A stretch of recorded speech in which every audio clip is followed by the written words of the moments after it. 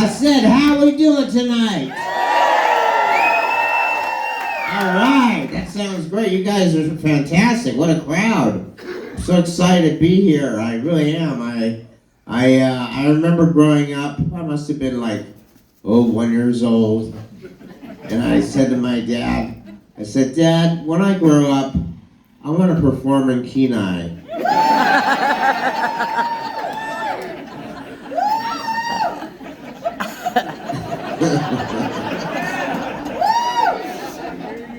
And my dad, he said to me, he was lying on the bathroom floor.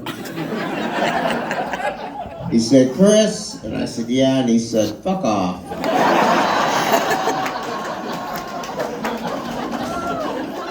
And here I am.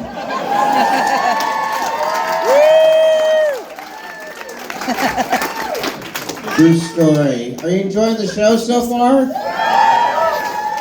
Good. Everybody's full. Enough onion rings and fish. Got it all in your stomach? That's good.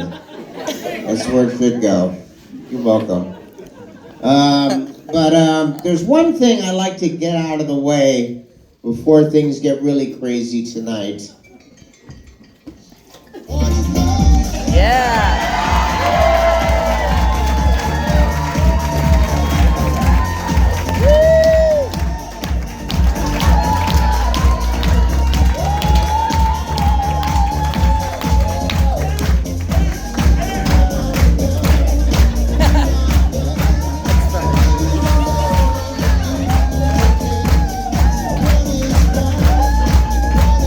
Turn that fucking song on.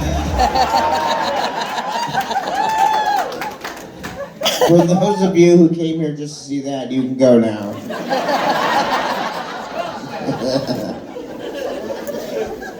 I can't tell you how sick of that song I am. It's like it follows me wherever I go. Like, I go to a restaurant and someone fucking turns it on while I'm eating.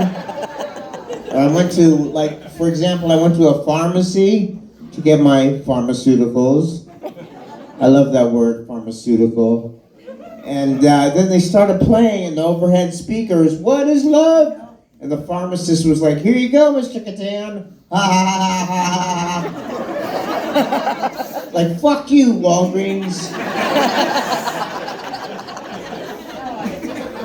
Unbelievable. And I know eventually I'm going to pass away, you know, not tonight, but, you know, eventually. Because like, we have another show tomorrow. But I'll probably be in a casket. Or who knows, maybe I'll be stuffed. I don't know. But I'll probably be lying in a casket and someone will come over and go, "Oh my God, what a loss. This is so sad. Why don't we just, he's not going to care, he's dead. Let's just grab his hair and bop his head one more fucking time." It's gonna happen. Can you see? Over there? Yep. Okay, good. I might have to repeat the same jokes over there.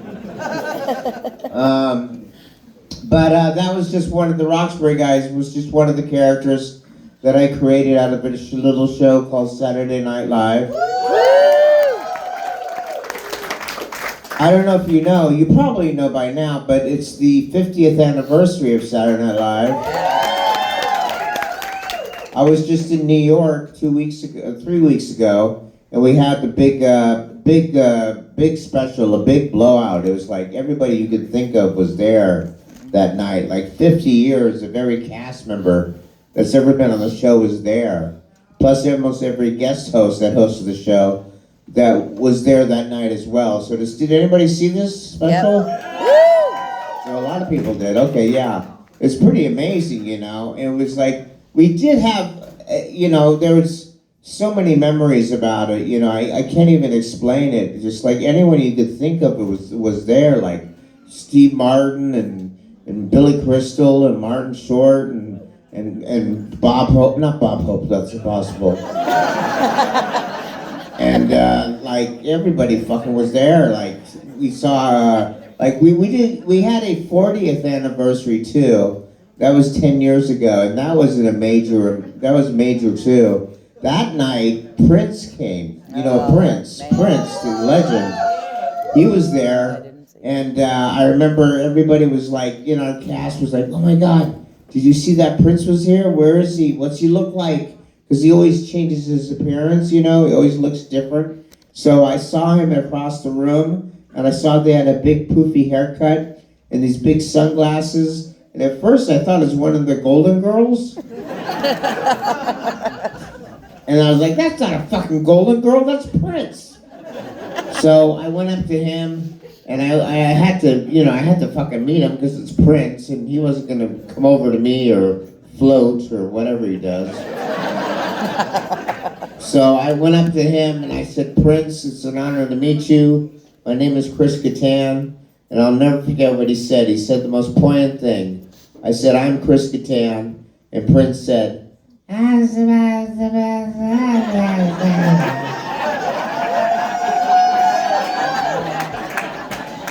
I'll never forget those words. I don't know what lyrics that album is from, but yo, that's just so beautiful, those lyrics. And then for the 50th anniversary, you know, that was mind-blowing, the amount of people that were there. I mean, you saw it. You know, there's just so many people. Jack Nicholson was there, and you know, Robert De Niro, Steven Spielberg was there. It was insane. Like, and like there was one point where I got to meet Bono. You know Bono, the lead singer of U2. You guys, do you guys like U2? Yeah, they come here all the time. They're always jamming. They're here at the Forum. Yeah. Yeah, they have it here, near here. But they perform here all the time. But I had to meet Bono, and we talked for like, oh my God. But hey, where are you going? You gonna do a little toot?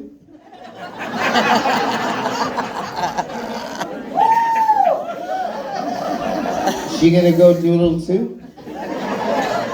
No? Tinkle, not toot. Tinkle, okay.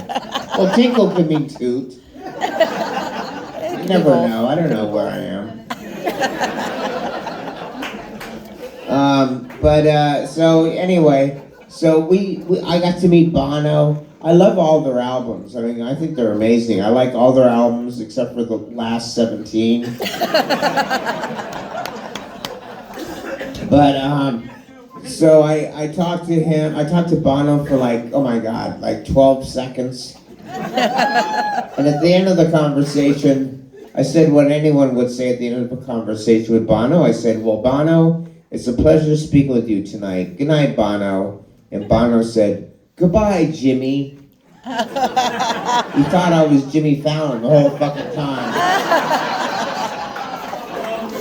True story. And then and then Jimmy called me the next day, and he was like, hey, did you talk to, hey, did you talk to, I'm trying to do a Jimmy Fallon impression. Did you talk to Bono by chance?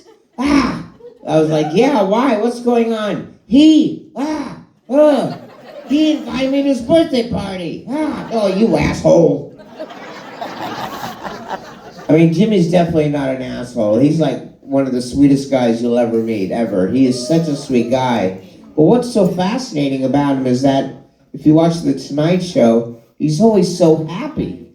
It's amazing. Like, he's always never not happy. Like, he must wake up in the morning for breakfast and go, oh my God, eggs on a plate with a napkin? What? No way. Selfie. We can make fun of Fallon. He's not coming to this town anytime soon.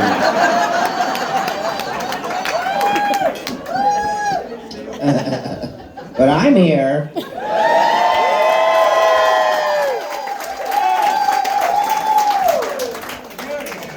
But, and then part of the 50th anniversary, there was a point where, if you watched it, at the end of the show, everybody was asked to go up on stage, you know, on this little stage they call the Good Night stage, where the but they do the monologue and say, hey, welcome to the show. And they all got up on stage, and everybody was like crammed together wearing tuxedos, and the ladies were wearing cocktail dresses. Everybody looked amazing. And on my right was Eddie Murphy, and I was flipping out because I fucking love Eddie Murphy. He's like a legend, right? So he was like standing here, and I was like, I wanted to get a photo, but I didn't want to be obnoxious about it. I wanted to be inconspicuous and not so obvious. So I was like, I know, I'll pretend to have a conversation with whomever's on my left while I take a photo. So I was like, I know, right? Click, click, click. And the person that happened to be standing here on my left was Keith Richards from the Rolling Stones, who's like, I don't know, 180 years old now, I think. So he was like standing here, but I didn't know it was Keith Richards at first. My brain didn't commute to me that it's Keith Richards. I just first turned, and his face was right here, and I thought I was looking at a Louis Vuitton bag.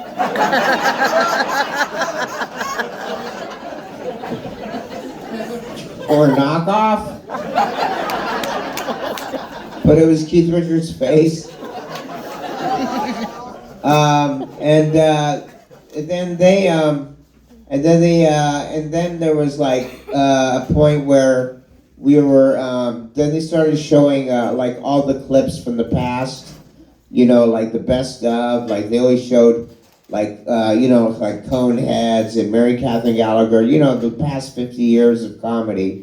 You know, Church Lady, Hans and Franz, and Dick in a Box and all that stuff.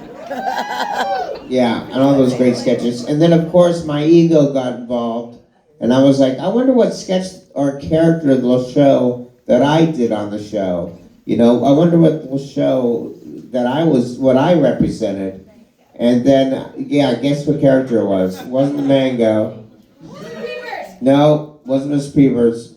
But it was a character called Gay Hitler.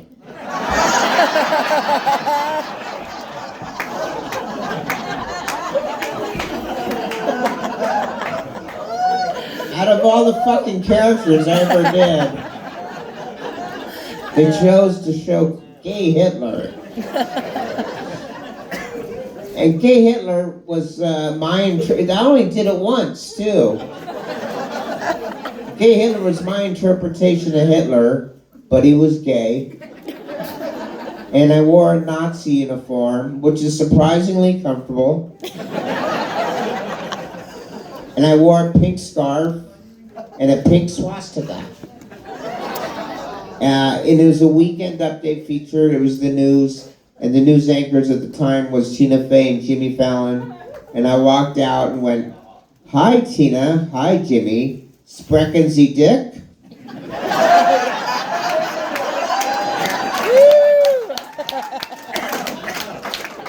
You guys see that back there? Yep. Okay, good. Yeah, out of all the fucking characters they showed. But then they did show the mango. What am I doing in this crazy town? Well, no, you can't have the mango. And then they showed Mr. Peepers. You guys mentioned Mr. Peepers. For those who don't know who Mr. Peepers was half man, half monkey. He would eat an apple. He would spit it out. And at the end of the sketch, and I did this at the end of every Mr. Peepers sketch, I would dry hump somebody's face.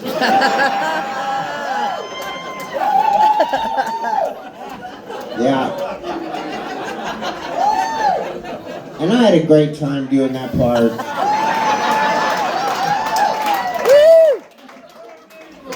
Especially when we had a guest host like, say, Charlize Theron,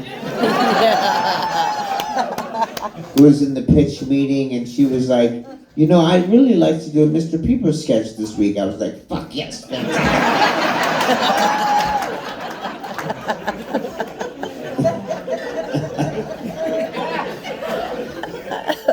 And then the producer was like, well, maybe I should warn her about what happens at the end of the sketch. I was like, no, don't tell her anything. I need that footage for my retirement in Alaska.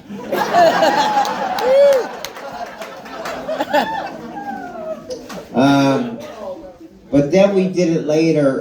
It became a reoccurring character, which means it becomes popular. So I did it again with The Rock, Dwayne Johnson.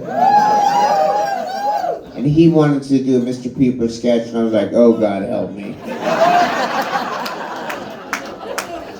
The Rock, man, I think that man works out too much.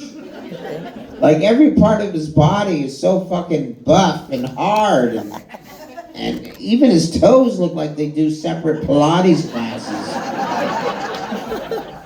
He's just so fucking perfect. And he's got thousands of veins popping out all over his body. I've got like 2 veins. One on my forehead that sticks out when I'm frustrated, and the main one.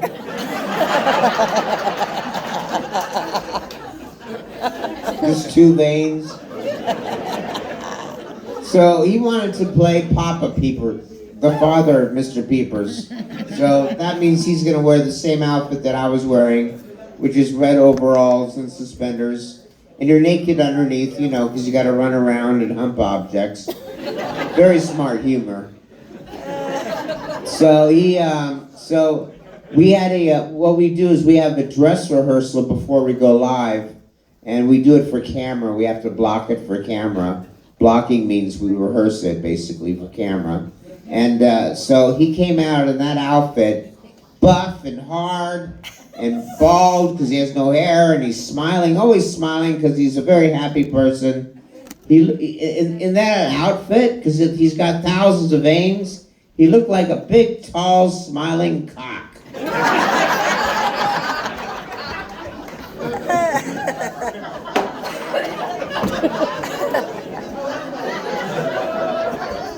And when I stood next to him, I looked like a little flaccid penis with a back problem. Like, hey!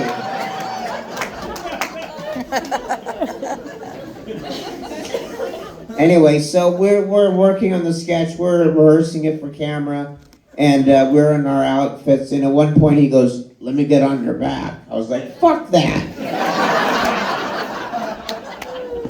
So I got on his back. And the fucking Rock, man, he sweats way too much. Plus, he waxes everything off. So I'm like holding on to his neck, because it's like a fucking slippy slide. And I did exactly what I didn't want to do, and I slid right off that fucker. And I hurt my wrist. I landed in some weird contorted way, and I hurt my wrist. I was like, "Rock, I hurt my wrist, I hurt my wrist." And that's what I do whenever I get hurt. Like if, I don't know, you and I went hunting for, I don't know what you hunt for here, elk? Moose? Oh, poor moose. Let's say we hunted for a moose and you accidentally shot my hand. I'd be like, "You fucker, you shot my hand!" Just my automatic reflex. But The Rock, he didn't care. He didn't give me any sympathy. He was like, "Yeah, whatever. Smell my cooking," or whatever the fuck he says.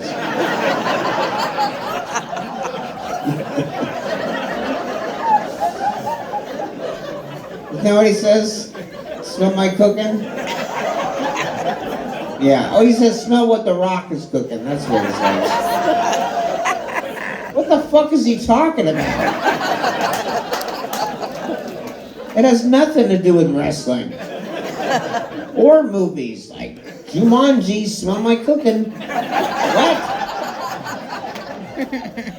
Anyway, he didn't give me the time of day. He didn't care. So I went to go find a nurse. There's always a nurse on hand that helps people out.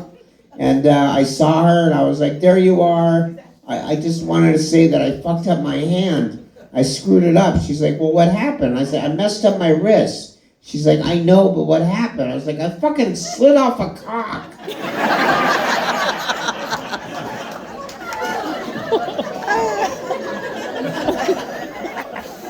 She was like, "Calm down, you're being a bit of a pussy."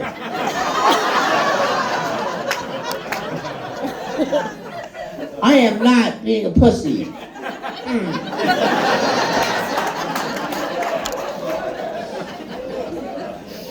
Anyway, true story. You guys having fun tonight? How are you guys? You guys on a date? No, you're married? What are you doing together? What? We're all friends. Oh, you're all friends. You're all friends that, do you have with favors or not? We're married. She's my best friend. You're married, that's your best friend. I see. And you're just here for the fun. Oh, that's your best friend. Oh, I see. I get it. Okay, that'll be fun.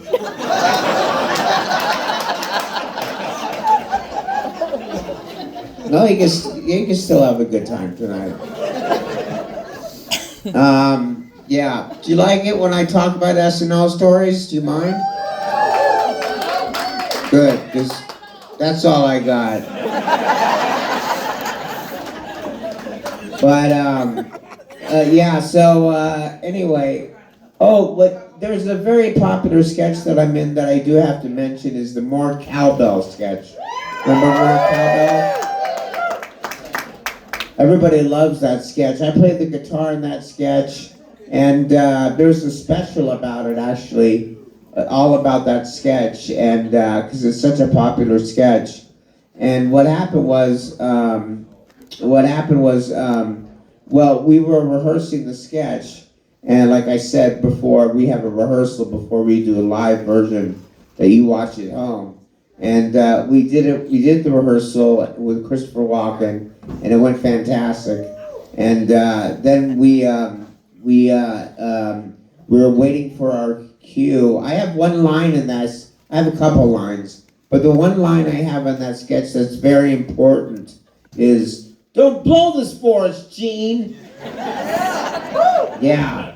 So when I do that, I push Will really hard. So, but what Will did was so we're standing outside the set, and we're waiting for our cue to go on, and Will whispers to me, Will Ferrell, who has the cowbell in his hand, whispers, he goes, "Kattan." I go, "Yeah," and he goes, "When you say your line, 'Don't blow this for us, Gene,' I want you to push me really hard." I was like, "Really hard?" And he goes, "Yeah, whatever you got in that little body,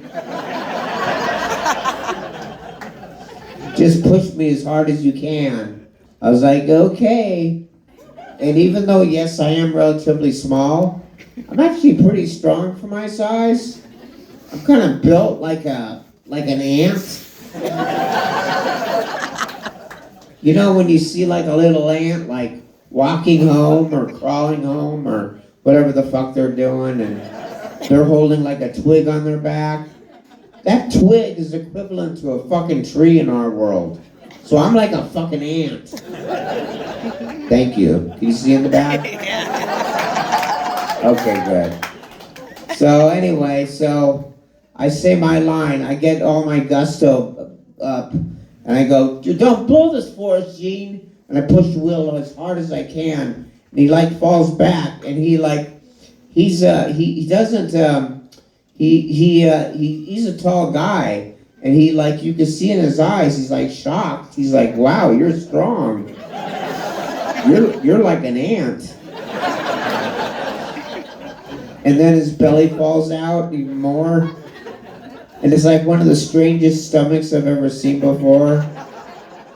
And the reason why is because I figured it out later when I watched the sketch. It's because, well, you know how we all have pubic hair?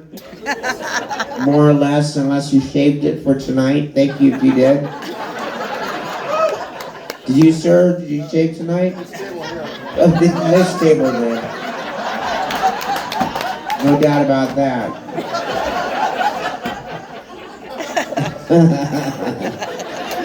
Just for tonight, just one night. It's going to be a special night. But yeah, pubic hair is a wonderful thing. It's usually stems from this area. It doesn't grow any further than here. But on Will, it just kind of keeps growing. And you know, if you don't believe me, watch it on YouTube. You can see it in the sketch. There's like all this pubic hair growing up like ivy on a wall. It's like growing. And you know how we all have chest hair up here? It's kind of wavy and fun, us men. Well, Will doesn't have that kind of chest hair. He's got that same fucking pubic hair. And up here on his head, more pubic hair. Every hair on that man's body is pubic hair. So that's a little story you can tell all your kids someday. That's right. Why is this stool here? Am I gonna sing? What the fuck? Why is this here? Don't sing. Don't sing? Yeah, I'm not gonna sing. Don't worry about it. For your water. What would I sing? Please do sing. Why would you want me to sing? I have a beautiful voice.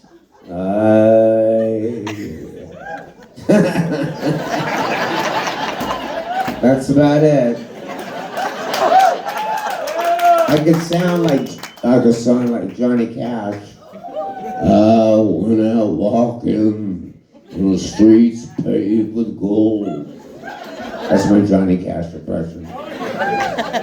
Yeah, if you want to hear Johnny Cash. Anybody celebrating any birthdays tonight? Almost. Almost? When's your almost birthday? March 16th. March 16th. So that's kind of coming up. It's like 2 weeks. 10 days. 2 days ago? What'd you do for your birthday? I went on a charter.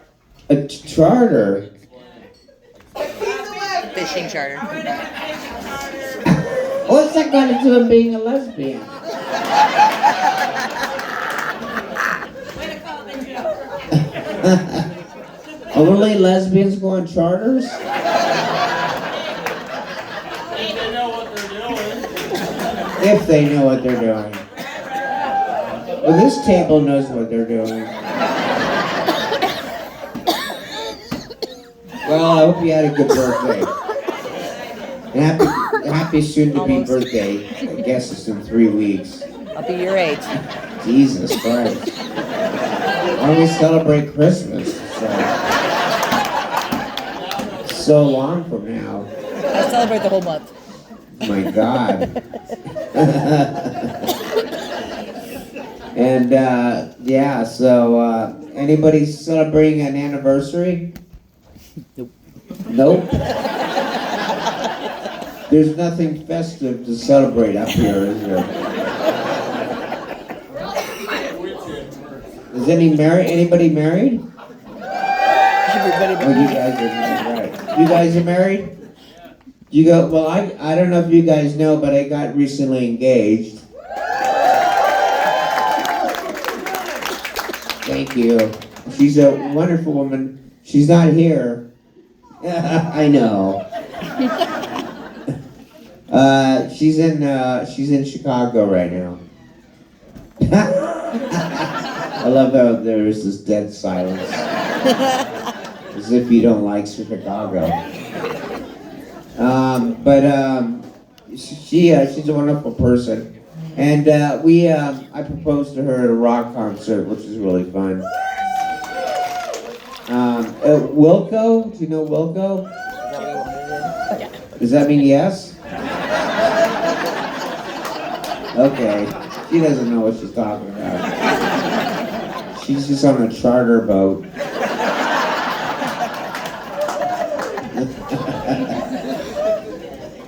Well, in a Subaru. He's in the Subaru on a charter boat. That sums it up. But yeah, so anyway, so we, what we did is, let me ask you guys, do you guys have a song? Like the song you dance to, like this is our wedding song? Do you remember? Oh, it's Elvis. Oh, Fools Rush In. That's a good one. I was gonna choose I Can't Help Falling in Love with You, which is, wait, you chose that one? When fools rush. No. I don't know, but what is the name of it? I think it is I Can't Help Falling in Love with You. Yeah. Yeah, I see. But is Fools Rush In part of the song? Oh yeah, wise men say only fools rush in. You're right. No, that's so crazy. That's the song we're gonna choose. Well, what we did is we Googled, this is really stupid, but we Googled top 10 songs that were the most romantic songs you can choose from, and one of them was I Can't Help Falling in Love with You, which includes Fools Rush In. And there are other songs on this list, you know, all the ones you could think of, you know, my like Endless Love and all these other hokey songs. And there was one song in there that didn't seem to fit, but it was listed as one of the most romantic songs ever. And it was called The Motto. And it was like, I don't know if that fits, because it was written by, it's written by Drake and Lil Wayne. I don't know if you know these guys. Yeah, they're both very talented artists. Drake's a good-looking guy. Lil Wayne, not so good-looking. I don't know what happened to him. He's like something, I think it's all self-inflicted. I mean, he must like call up his friends in the afternoon and go, "Hey man, what are you doing today?" "Well, come on over here, bring your truck, and drive over my face."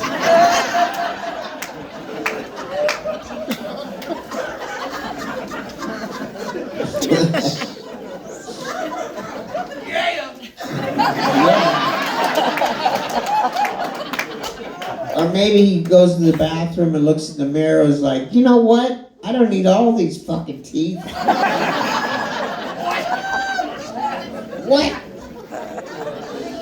So anyway, Drake and Lil Wayne, they got inspired by someone. I don't know what inspired them, but they wrote a beautiful song called The Motto. You may have heard of it. Has anyone heard this song? Yeah. They play it on the charter boat all the time. Yeah. So anyway, the lyrics are, I'm not going to sing it because I wouldn't do it justice, but these are some of the lyrics to The Motto. This is a real song. They really wrote this. I drown in your pussy, so I swim to your butt. Happy Valentine's Day.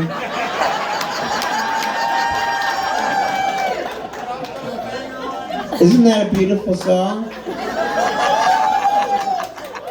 It's like, what the fuck? That's a song. They wrote that. I don't know who the lucky girl is that it's about.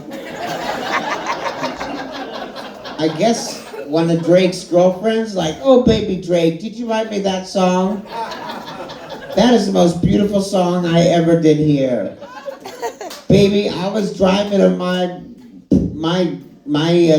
Nissan, my Subaru, and I was like, this song better be about me and not some other bitch, or I'm gonna get jealous." Then I heard the words pussy and my asshole, and I was like, this song's about me, baby, this song's about me. Yeah. Can you imagine Drake meeting his girlfriend's parents for the first time? Like, "Mom, Dad, this is my boyfriend Drake. He wrote a song about me." "Oh shit, babe, don't put me on the spot. I'm Drake, I got lyrics in my head." Sorry, this is a terrible Drake impression. Not even close, I know. Well, it is an honor. He is Canadian.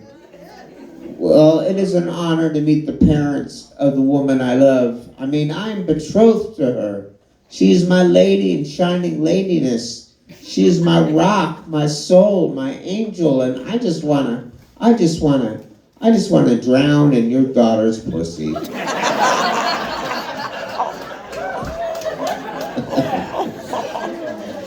Well, tell them what you want to do after that.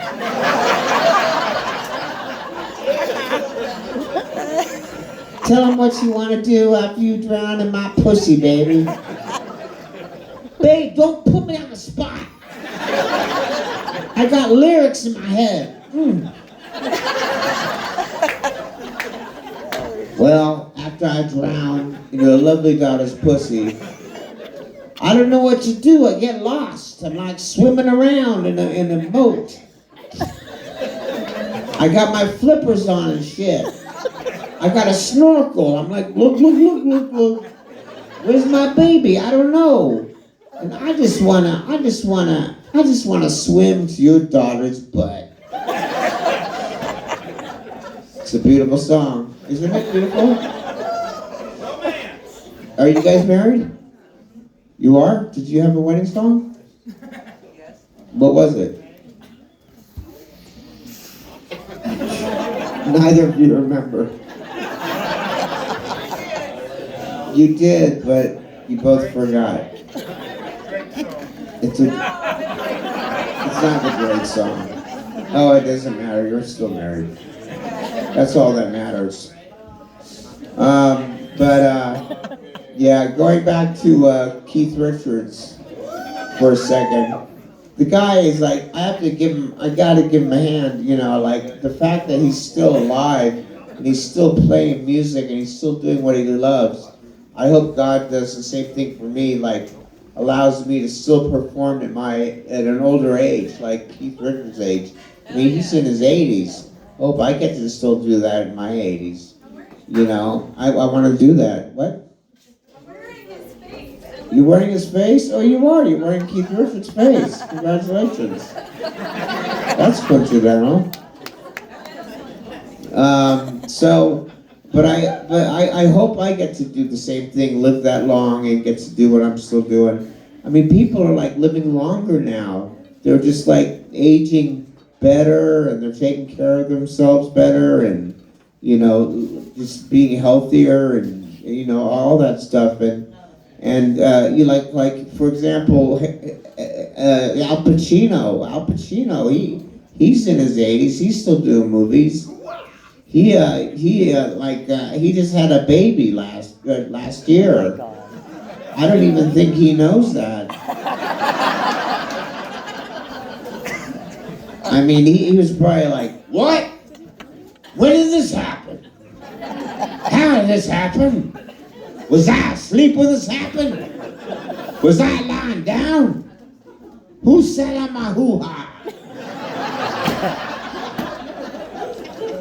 Or like Harrison Ford, oh my God. You know, the guy is like, he's in his 80s and he's still doing Indiana Jones.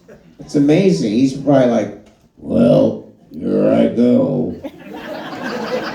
I got my whip. And now I got carpal tunnel. All right, well, that's my time. Thank you so much for coming.